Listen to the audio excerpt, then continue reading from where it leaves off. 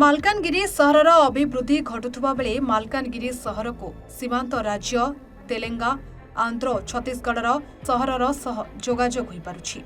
ବାଣିଜ୍ୟ ବ୍ୟବସାୟ ଅଭିବୃଦ୍ଧି ଘଟିବା ସହ ଅପରାଧୀଙ୍କ ସଂଖ୍ୟା ଧୀରେ ଧୀରେ ବୃଦ୍ଧି ପାଇବାରେ ଲାଗିଛି। ଏହିଭଳି ଏକ ଘଟଣା ଦେଖିବାକୁ ମିଳିଛି ସଦର ମହକୁମା ନୂତନ ମେଡିକାଲ ନିକଟରେ ଥିବା ଓ ମୋବାଇଲ କେୟାରରେ। ଗତକାଲି ମଧ୍ୟରାତ୍ରିରେ 3 ଜଣ ଦୁର୍ବୃତ୍ତ ଦୋକାନର କାନ୍ଥ ଭାଙ୍ଗିବା ସହ 200ରୁ ଊର୍ଦ୍ଧ୍ୱ ମୋବାଇଲ ଲୁଟି ନେଇଛନ୍ତି। ଲୁଟ୍ ହୋଇଥିବା ମୋବାଇଲଗୁଡ଼ିକ ଦାମ ପ୍ରାୟ 1 କୋଟିରୁ ଊର୍ଦ୍ଧ୍ୱ ହେବ ବୋଲି ଦୋକାନୀ ପ୍ରକାଶ କରିଛନ୍ତି।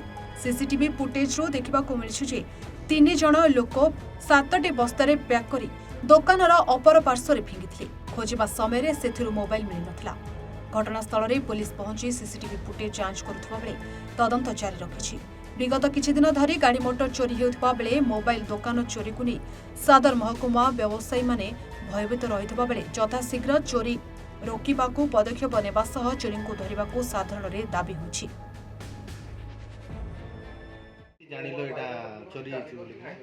ସକାଳେ 10ଟା ସାଢ଼େ 10ଟାରେ ଦୋକାନ ଖୋଲା ଅଛି ଆମର, ତ ସାଢ଼େ 10ଟାରେ ଦୋକାନ ଖୋଲିଲୁ। ଖୋଲିକି ଆସିକି ଦେଖିଲା ବେଳକୁ ଜିନିଷ ଗୁଡ଼ାକ ଚୋରି ହେଇଛି। ଆଉ ଭିତରୁ ଆସିଲେ ସେ ସାଇଡ଼୍ରେ ଷ୍ଟଲ୍ ଅଛି ଆମର, ଷ୍ଟଲ୍ ପଛଆଡ଼େ ତାଙ୍କର ଗ୍ରିଲ୍ ଲଗା ଅଛି, ତ ସେଇଟା ଭାଙ୍ଗିକି ଭିତରେ ଆସିଲେ, ଆସିକି କାନ୍ଥ ଭାଙ୍ଗିକି ଭିତରେ କଣା କରିକି ଆସିକି ଭିତରେ ବସୁଛନ୍ତି। ଅନୁମାନିକ ମୂଲ୍ୟ କେତେ ଟଙ୍କାର ମୋବାଇଲଟା ଚୋରି ହେଇଛି, କେମିତି କ'ଣ ହେଲା, କେମିତି ତମେ ଅଧା ମୋବାଇଲ ପାଇଲ?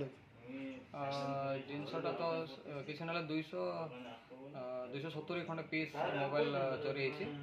ଆଉ ଅନୁମାନିକ ପଇସା ଯଦି କହିବୁ ତାହେଲେ 1.5 କୋଟି ଟଙ୍କାର ଜିନିଷ ଚୋରିକି ନେଇଛନ୍ତି। ଆଉ ସିସିଟିଭି ଫୁଟେଜ୍ଟା ଚେକ୍ କରାହେଲା। ଚେକ୍ କରାହେଲାରୁ 3 ଜଣ ଲୋକ ବଡ଼ ବଡ଼ ବସ୍ତାରେ 7 ବସ୍ତା ଖଣ୍ଡେ ଟେକିକି ରାସ୍ତା ସେକାନି ନେଇକି ଫିଙ୍ଗିଥିଲେ। ତ ସେଇଠି ଯାଇକି ଇନକ୍ୱାରି କଲାରୁ ଜଣାପଡ଼ିଲା। ଆଉ ଖାଲି କଭର ଗୁଡ଼ାକ। ମାଲକାନଗିରିରୁ ବାଦଲ ବିଶ୍ୱାଳଙ୍କ ରିପୋର୍ଟ, A1 ଓଡ଼ିଶା।